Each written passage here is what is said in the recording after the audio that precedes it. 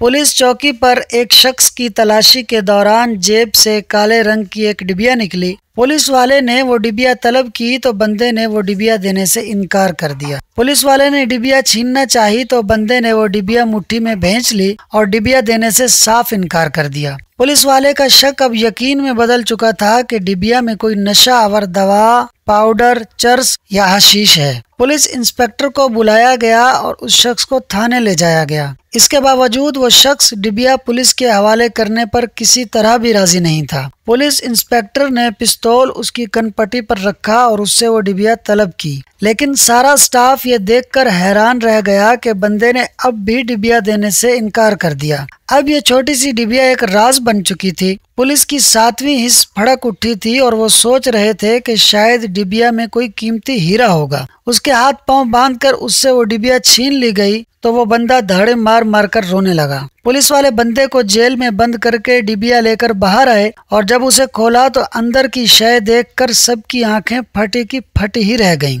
डिबिया के अंदर एक कमजोर, लागिर और नहीफ सा लाल बेग था जो गालिबन दम घुटने की वजह से अब मर चुका था। पुलिस इंस्पेक्टर इस सारी कश्मकश में हैरत के मारे पागल हो चुका था। बंदे को जेल से बाहर निकलवाया और उससे बिल्कुल रो देने वाले लहजे में पूछा, सच सच बताओ ये क्यों रखा था जेब में? बंदा रोते हुए बोला, सर ये बीवी को डराने के लिए रखा था।